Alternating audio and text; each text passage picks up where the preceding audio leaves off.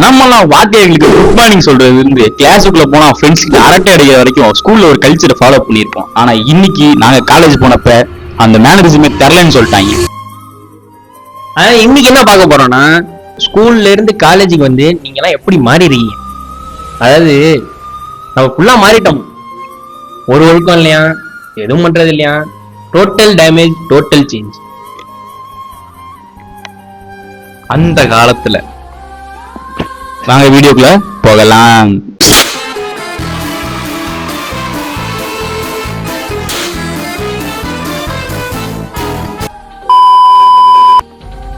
அதாகப்பட்டது நண்பர்களே. இன்ஃபேக்ட் நம்ம என்ன அப்படின்னா, குழந்தையில இருந்தே நம்ம ஸ்கூல்ல அப்படின்னா ஒரு பயம் இருந்துச்சு. நம்ம அம்மா காலைல கிளப்பி விடுறதுல இருந்து அங்க போயிட்டு ஃப்ரெண்ட்ஸ் பிடிக்கிற வரைக்கும் இந்த மாதிரி பல கல்ச்சர்ஸ் நம்ம ஃபாலோ பண்ணியிருந்திருப்போம். ஆனா இன்னைக்கு நடந்த சம்பவத்துல எங்க டோட்டல் டேமேஜ் பண்ணது அந்த ஒரு கிளாஸ், இங்கிலீஷ் கிளாஸ். ஸோ என்ன ஆச்சு அப்படின்னு பார்த்தீங்கன்னா வந்து இன்னைக்கு இங்கிலீஷ் ஒரு டாபிக் சொன்னாங்க. என்ன டாபிக்? Social etiquettes. ஸோ இந்த சோஷியல் எட்டிகேட்னா என்னன்னு பார்த்தோம் அப்படின்னா வந்து என்னுடைய மேனரிசம்ஸ், அதாவது ஒரு தனிப்பட்ட நபருடைய அவங்க வாழ்க்கையில என்னெல்லாம் பண்ணிட்டு இருக்காங்க, அவங்களுக்கு ஒரு மேனர்ஸ் ஃபாலோ பண்ணியிருப்பாங்கல்ல, அது மாதிரி சொல்றது தான் இந்த சோஷியல் எட்டிகேட். ஸோ இதை ஏன் நான் பேசுறேன் அப்படின்னா வந்து இன்ஃபேக்ட் இந்த ஸ்கூல் அப்படின்றது நம்ம என்னதான் காலேஜ் வந்தாலும் ஸ்கூல் அப்படின்றது ஒரு சார்ட் ஆஃப் எமோஷன். ஏன்னா நம்ம சொன்ன மாதிரி அம்மா நம்மளை கிளப்பி வரல இருந்து அங்க போயிட்டு ஒவ்வொரு கிளாஸ் நடக்கிறதுல இருந்து பிரேக் பீரியட் கிடைச்சா ஃப்ரெண்ட்ஸ் கூட பேசுறது, பிடி பீரியட் கிடைச்சா அங்க போய் ஃப்ரெண்ட்ஸ் கூட சண்டை போறதுன்னு இந்த மாதிரி பல விஷயத்தை நம்ம ஃபாலோ பண்ணிட்டு இருப்போம்.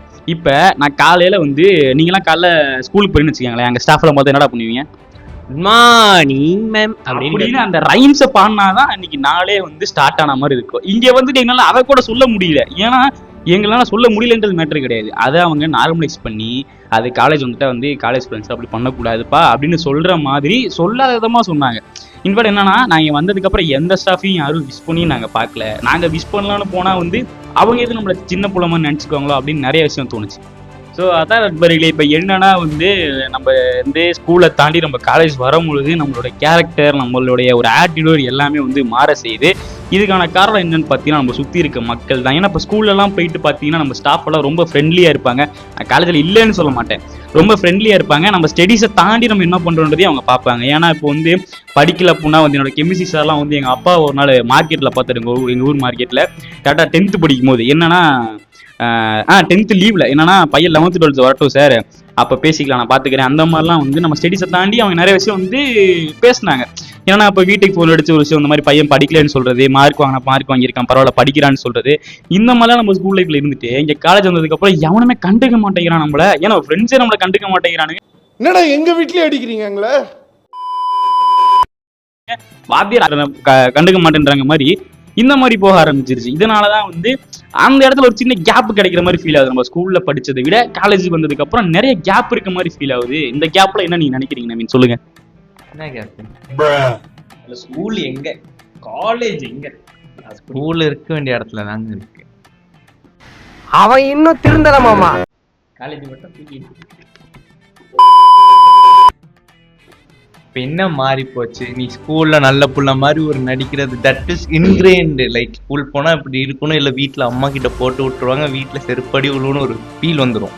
ஆனா காலேஜ்னு போறப்ப வீட்லயே உன்னை ஃப்ரீயா கொஞ்சம் விட ஆரம்பிச்சிருவாங்க. ஏன்னா நீ எரும மாடு வயசாகுதுடா.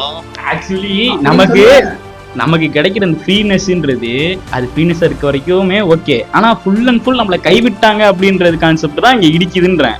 நீ ஏன் அப்படி நினைக்கிறதுன்ற மேட்டர் கிடையாது, அதுதான் டார்க் சைட் ஆஃப் காலேஜ் அப்படின்றது.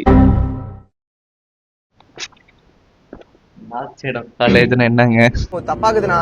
டேய் அப்படி இல்லடா, அப்படி சொல்லடா. இப்ப நான் சொன்ன மாதிரி வந்து ஒரு பையன் வந்து சொன்ன மாதிரி ஸ்கூலுக்கு போறான். ஸ்கூலுக்கு போயிட்டு அங்க ஃப்ரெண்ட்ஸ் எல்லாம் பாக்குறானா, ஃப்ரெண்ட்ஸை பார்த்துட்டு வந்து வீட்டுக்கு வரான். இந்த ஒரு நாள் ஃபுல்லா அவனோட என்னன்னா இருக்கும், ஒரு ஃப்ரெண்டோட சண்டை போட்டிருப்பான், ஒரு ஃப்ரெண்டு பேசாம இருந்திருப்பான், திடீர்னு பேசியிருப்பான், ஒரு புது ஸ்டாஃப் வந்திருப்பாங்க, பிரின்சிபல் மேம் கிட்ட ஏதாவது திட்டு வாங்கியிருப்பான், இல்லை அவன் அந்த நடந்த டெஸ்ட்டை நல்ல மார்க் வாங்கியிருப்பான், இன்னொருத்த நல்ல மார்க் வாங்காம இருப்பான். இப்போ அந்த ஃப்ரெண்டு போய் விட்றா பார்த்துக்கலான்னு சொல்றது, இந்த மாதிரிலாம் இருந்துட்டு இங்கே வந்ததுக்கு அப்புறம் ஒரு பவர் பாயிண்ட்டை போட்டுட்டு அதை சொல்லித்தரது. இன்ஃபேக்ட் சொல்லித்தராம இருக்காங்க, அப்படி சொல்லக்கூடாது, படிக்கிறது, பவர் பாயிண்ட்டை வந்து படிக்கிறது. ஸோ இந்த மாதிரிலாம் நடந்துட்டு இருக்கும்போது நமக்கு அந்த ஸ்கூல் லைஃபே பெட்டரா தோணுது. என்னதான் நம்ம இங்கே சோர்ஸ் இருக்கு, நம்மளால என்ன வேணாலும் நினைச்சாலும் நம்மளால பண்ண முடியும் அப்படின்னும் போது இதுவே எனக்கு ஃப்ரீ டேஸா இப்போ தெரியலடா. ஸ்கூல்லேயே வந்து அவ்வளோ ரெஸ்ட்ரிக்ஷன்ஸ் இருந்தாலும் எனக்கு அதுவே ஃப்ரீயா தெரிஞ்ச மாதிரி ஃபீல் ஆச்சு. இந்த மாதிரிலாம் என்னதான் காலேஜ் லைஃப் ஸ்டைல் வந்து நிறைய பிரச்சனைகள்லாம் இருந்தாலும் வந்து எனக்கு என்னமோ ஸ்கூல் லைஃப் இஸ் பெட்டர். இருந்தாலும் நம்ம நெக்ஸ்ட் ஸ்டெப் போகணும், நம்ம கெரியரை வளர்த்துக்கணும் அப்படின்ற போது காலேஜ் லைஃப் தாண்டி தான் நம்ம வந்து ஒரு வழியே கிடையாது. ஆனால் காலேஜ் லைஃப்னு பார்க்குறப்ப நீங்கள் ஸ்கூலில் எத்தனை மூட்டை புக்கு தூக்கிட்டு போயிருப்பீங்க உங்கள் முதுகு வலிக்க, அதெல்லாம் அப்போ தெரியாது.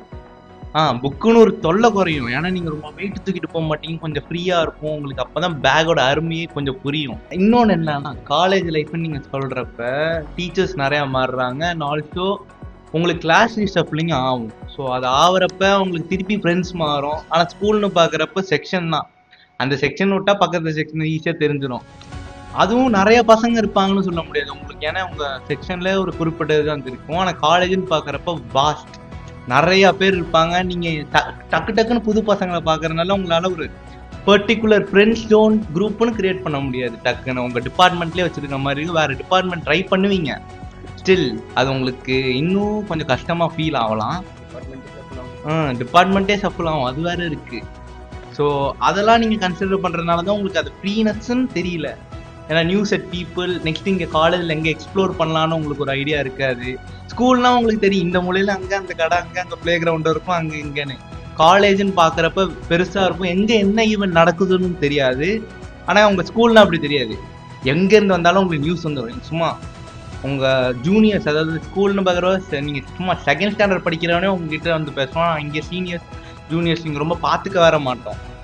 ஸோ அதனால தான் உங்களுக்கு அந்த ஃப்ரீனஸ் தெரியாது. ஸோ நீங்கள் அதை எப்படி ஓவர் கம் பண்ணுறீங்கன்னு தான் உங்கள் சேஃப் ஜோன், அதாவது உங்கள் ஃப்ரெண்ட் ஜோன், அந்த குரூப்பை நீங்கள் இம்ப்ரூவ் பண்ணுறது.